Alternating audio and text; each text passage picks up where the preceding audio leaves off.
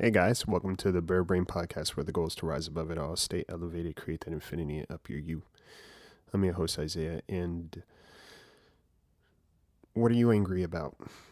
What are you still sad about? What are you still beating yourself up about? How's that working for you? Today's episode, we're going to talk about the process of healing, and I'm gonna share something with you, and I really hope you let it sink in, and I hope you take it with you and use it as a reminder as you go through your moment to moment, your everyday living, and understand just what's necessary to know about this whole process. All right, so wherever you are, if you're driving, focus on the road, put on your seatbelt. If you're at home, just listen. Or if you're cleaning, you're doing something while you're listening, it's all good, right? This is your time. This is our time. And we're just going to take our time. All right? Stay tuned.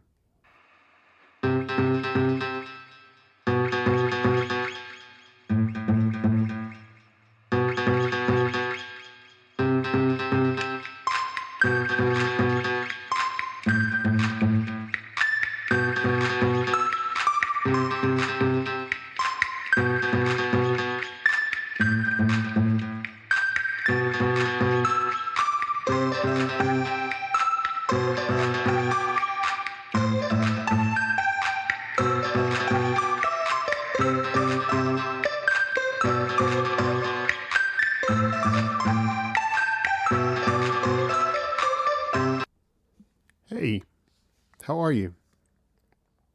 How are you really?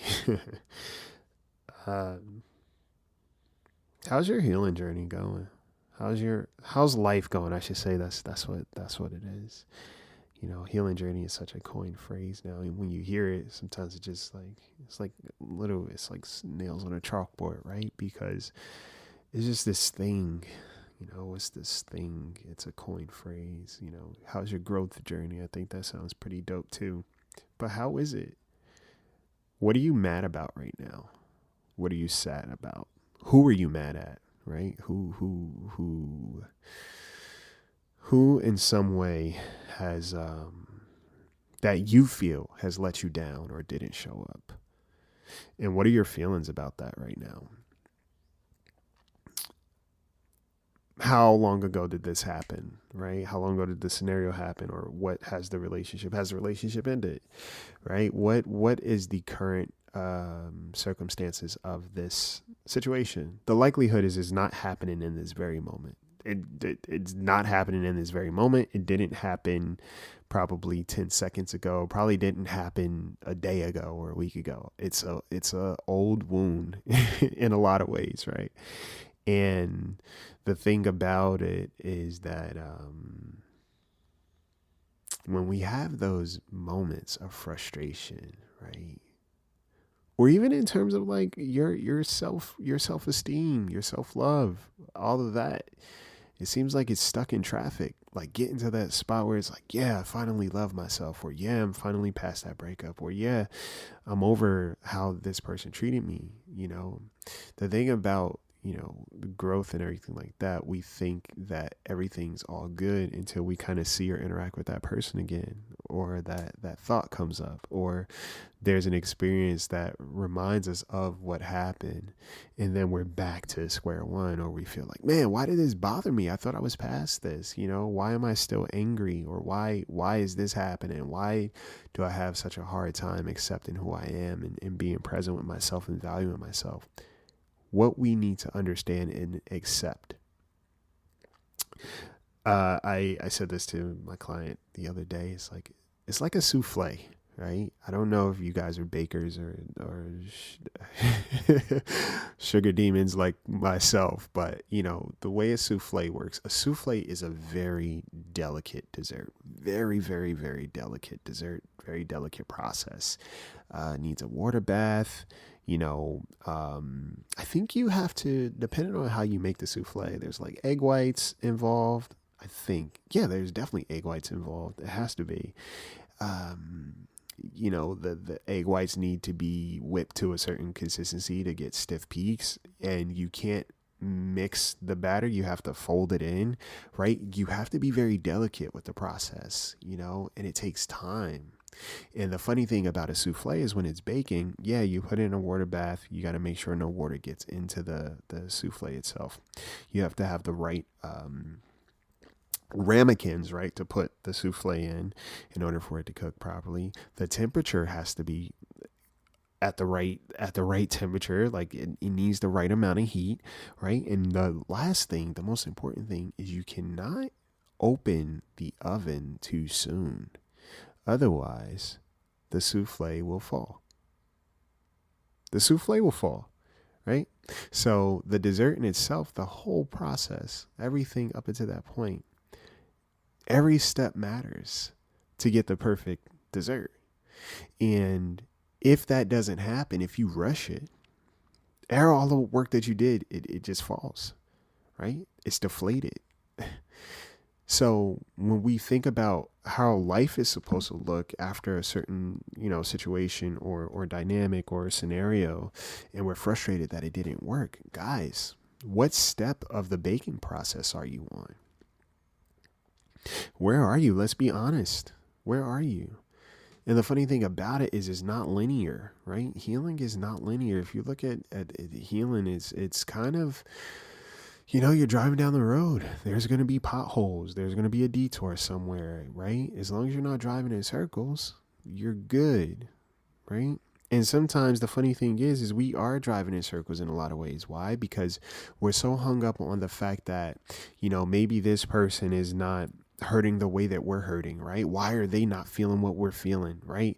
Why is it that I have to experience this? Or why do I keep doing this to myself? Why do I keep beating up on myself? Why can't I just accept myself and love myself and encourage myself? Why can't I not do all these things yet? Why is it so hard? Well, you have to understand, a relationship in itself is time spent. There's effort. There's a period of time that's exhausted into building a relationship. There's energy there. There's exchange. So let's say if you have even a 1 year relationship, a 1 month, 2 months relationship, right? 2 months. Think about how often you're talking to that person. Think about how often you're engaging with that person. And think about how much time is spent. And then you break up, right? A day does not equate to 60. Okay. So that's 2 months of a relationship that ends, right? And you're having to process that. And you're not just processing the end of the relationship. You're also processing what you've experienced, how you feel, what you learned. If you learned something, hopefully you apply it. You also learn a lot about your stuff, your past, right? In the past, who you are, or your past experiences did not happen overnight. That was repetition involved, correct? So think about it in 2 months. That's 2 months, right? How much thought goes into that situation, that relationship, and what you're having to chew on and ruminate over. Now think about a relationship that's 10 years. Think about a marriage, right? Let's think about that situation, And a marriage isn't just a marriage. It's you have to plan for a wedding. You have to come up with the finances. You got to figure out a venue, right? You got to figure out what dress to wear. You got to figure out what suit to wear, right? You got to figure out groomsmen. You got to figure out bridesmaids. You got to figure out the guest list, okay?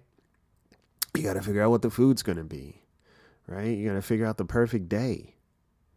So all of this goes into a wedding itself. Forget the 10 years that it took to get to that point to decide you wanted to get married. That's a relationship. And let's say you get a divorce or you separate, or even boyfriend and girlfriend, or whatever. You're in a partnership with someone, right? And it ends. All that time, the mindlessness, quote unquote, the day-to-day that goes into building a relationship does not dissipate because the relationship did. You get what I'm saying? It does not end when the relationship does. Those feelings do not necessarily end when the relationship does. Okay? So if you're still reeling from certain experiences and things happening, yeah, the physical aspect, the proximity of that relationship is no longer there. But that energy exchange, yes, that's very much of who you are. We have to understand how much we impact and influence each other, right? How much our energy is worn by the other person. Okay. So if you are hung up on why can't I get over this person, first of all, stop trying to hate them. Stop trying to hate people, right? And I said this in the last episode. Stop trying to resent someone first to love yourself. Okay? Stop trying to think that that's how it works. There has to be this give and take. No, it doesn't work like that. The moment you accept that, yeah, you know what? I really cared about this person and it hurt that things ended. It hurt. It sucked. All right, cool. I've gotten that out the way, and that's a big one because a lot of times people don't want to admit that. It's like if you admit to yourself that somebody hurt you and that you cared for somebody, it's the worst thing in the world. And that ties into the inflexibility that we have when it comes to giving ourselves the space to recognize that how I may feel about myself is not necessarily my feelings. It was somebody else's feelings of themselves projected onto me. So when you go through life and you are the recipient of somebody's lack of self-love, that's programming, guys. That's programming. And I think I even talked about that in my book. That's funny to say. I talked about this in my book. But I talk about how we eventually start policing ourselves, right? The person that planted the seed of doubt, of inferiority, or of unworthiness, right? Not being valued. That person no longer has to do that job. Why? Because the voice is like having a record player, right? The voice in our head is not ours. Sounds like ours, right? It sounds like ours. But we start policing ourselves so the other person doesn't even have to do much. Okay, so think about that. If you have that voice on repeat, you have that perception on repeat. How do you think, and this is a disservice to yourself, you honestly think that you, in a week of deciding, all right, cool, I'm going to work on being better, that things are just going to happen and it's just going to click? No, we are creatures of habit and pattern, right? Even going to the gym. You can't go for a day and try to lift 315 pounds. 315 pounds, let's see. See, I ebb and flow. I think when I finally started lifting that heavy, how long did it take? Let's say I go to the gym like 6 days a week, 6 days a week, right? And I was lifting, this is squats, doing legs maybe 2-3 times a week, right? And going 5 days a week. And over a span of, let's say, months, guys. You're talking about I don't want to say 4 or 5 months, maybe like 2 months, maybe 3. When I would attempt 315 to squat it, right? For reps, repetition.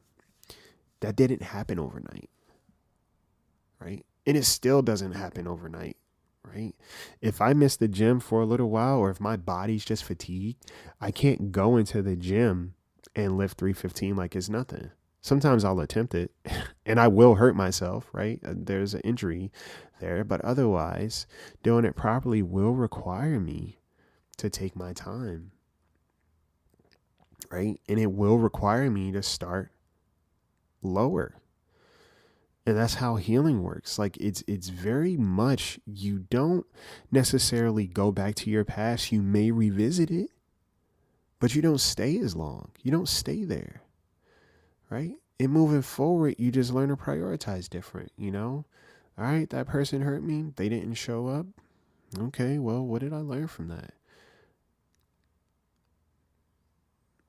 What did I learn? Because once you learn something from a situation, that's great because you have information and you have tools necessary to move forward. Right? Now that I know better, I do better. And it doesn't mean you won't default sometimes to your natural learning. You didn't become this person overnight. So when people say forget the past, I'm like, that's bull. Why? Because I'm literally who I am presently in this moment is a compilation of my entire past, my experiences, how they have affected me is who I am presently. So I will always be a version of my past working towards my future presently. I will always be a version of my past working towards my future presently. And the present work I do is going to determine the future. But we have to understand that the past is still a participant of our present work. And that's okay. So the getting frustrated with yourself that you're not over something or whatever, it doesn't serve you. That keeps you stuck. Like, oh man, why can't I? And you can be frustrated, right? You can be frustrated, but make sure you're aware of what you're frustrated at. Right. And I'm not even saying being frustrated at the other person. You know, you could be frustrated at the circumstances. Yeah, this hurt. That sucked.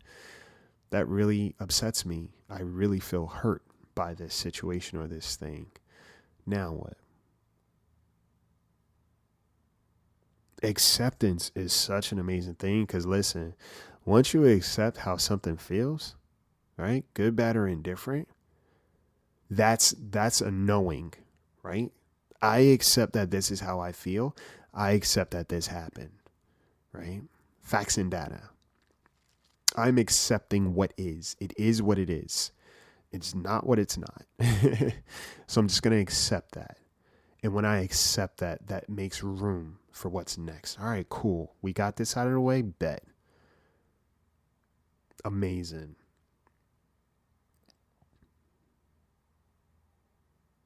And you take it from there.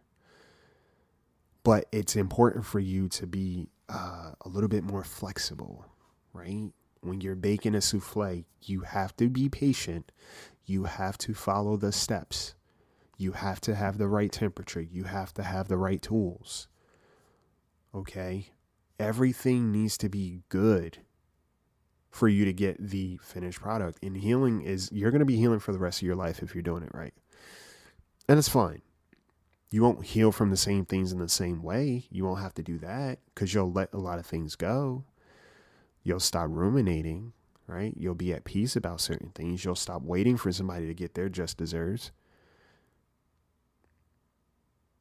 Is it just desserts or just deserves? You'll stop waiting. You'll stop waiting for somebody to get their justice. And what you'll do is you'll just start being more patient with yourself. So instead of waiting for somebody else to get their outcome or for you to be able to observe that somebody is hurting because of them hurting you, stop waiting for that. You know, because the more you wait for somebody else to get what they quote unquote deserve in your head, the more impatient you are with yourself. Does that make sense? The more frustrated you get with yourself. You are the only one that's experiencing you to that magnitude. So the more impatient you are about somebody else, you getting your lick back or you seeing that they're now hurting, the more you wait on that, the more impatient you become with yourself. And you're the only one that suffers. So you have to understand, what is it that I'm mad about? What is it that I'm sad about? How do I feel? What's important for me to recognize in this moment? How can this be,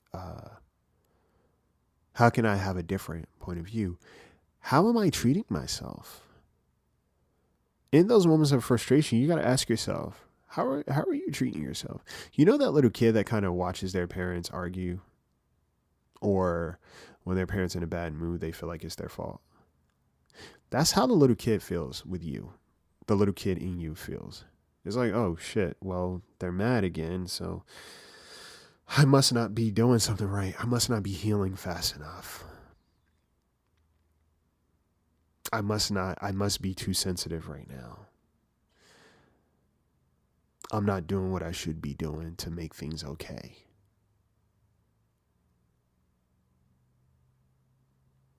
And who does that serve? And we have to be so honest about what we're setting ourselves up for when it comes to other people, guys, right? Two things can be true at once. People can do some shitty things. People may not show up for you and it hurts like hell. But once someone shows us that they're not willing to prioritize us, or we don't matter that much, or we're not a priority, that's information. Because if you keep coming back and hoping that eventually one day they're going to prioritize you properly, that's you setting yourself up for disappointment. It's you setting yourself up for hurt. And eventually, yes, you get mad at them, but you're mad at them for doing and being exactly who they are. Right? You're mad at them for doing what's important to them. I mean, you prioritize them because they're important to you, right? But you're mad at them for having their own priorities, and you're not one of them. You can't be mad at that. Or at least you shouldn't be, right?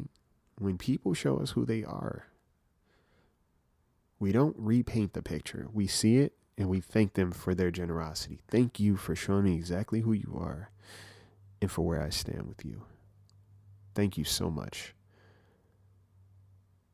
You've been so generous with who you are in your authenticity that now I can distinguish this relationship and evaluate it properly and recognize where it belongs for me. Thank you. Practice gratitude. Thank you for showing me what wounds I still got to work on, because I'm so upset with you. I'm so upset with how things happen. Thank you for this. This shit sucks, but you know what? This is what I'm getting. So thank you. Just think about that. Okay? Practice gratitude in those moments and say, you know what? This is the truth that I may not have wanted, but this is definitely what I needed. And if it's something that I needed, it's important to me that I utilize it properly. Okay? That's all I got for you guys. I hope you have an amazing weekend. Hope you had an amazing weekend. I hope you have an amazing week. And just take inventory, guys. Take stock of where you are, how you feel, and ask yourself, am I just looking to have a cookie right now, or am I looking to make a souffle? One is a little bit more satisfying. It requires a little bit more patience, but it's satisfying. Okay? And that's the work you did, so you should be proud. Coaching is available, accepting new clients. Link is in the bio description of this episode. And if you want to rate, review the podcast, go ahead and leave some love. Let the people know what you like about it. Spotify, iTunes, I forget where else, but it's all over the place. And if you want to become a patron supporter, patrons get early access to episodes, ad-free. They also get bonus episodes. And yeah, get more of my voice. All right, so that's all I got for you. Okay, take care of yourselves, yeah? Take care of yourselves. Take care of yourselves, because when you take care of yourself, you're able to take better care of others. Take flight.